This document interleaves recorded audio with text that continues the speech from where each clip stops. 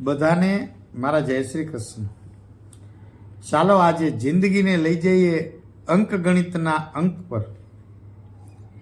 Table પર પડેલા ગાણિતિક યંત્ર, અરે ભાઈ કેલ્ક્યુલેટરની વાત કરું છું. ટેબલ પર પડેલા કેલ્ક્યુલેટરને જોઈ અને વિચાર આવ્યો કે નાનકડા યંત્રની એક કમાલ છે. ગમે એટલા મોટા સરવાળા કરી નાખે, ગમે તે રકમમાંથી કોઈ પણ રકમને બાદે કરી નાખે અને પછી ભલે જવાબ માઇનસમાં આવે પણ એકવાર બાદ બાકી તો કરી જ નાખે. અરે સૂક્ષ્મથી સૂક્ષ્મ અંકને એક ઝટકે ગુણી નાખે અને મોટામાં મોટી રકમનો ભાગાકાર પણ કરી નાખે. નવા જમાનાના હિસાબ પ્રમાણે વર્ગમૂળે કાઢી નાખે અને ગમે એ રકમને વર્ગિત પણ કરી નાખે.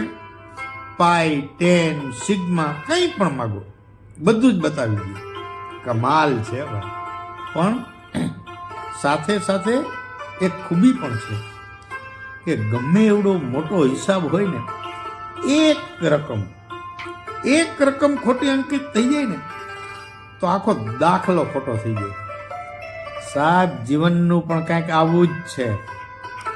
અશક્ય લાગતા સાહસોના એ સરવાળાએ કરી નાખે, સંબંધોની બાદબાકી પણ આસાનીથી કરી જાણે છે. અને જો સમયનો સેલ પાવરફુલ હોય ને તો કોઈનાથી કોઈના ગુણાકાર પણ કરી નાખે.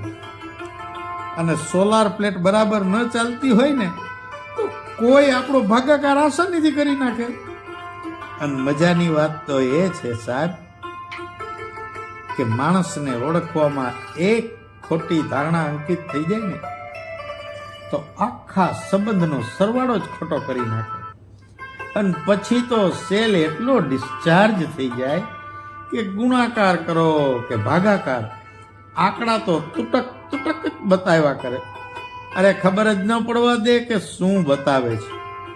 યાર આપણે પણ જાણે ભગવાનના ટેબલ પરના આવા ગણિતિક યંત્ર મીન્સ કેલ્ક્યુલેટર જ છીએ એવો અહેસાસ થઈ જાય છે.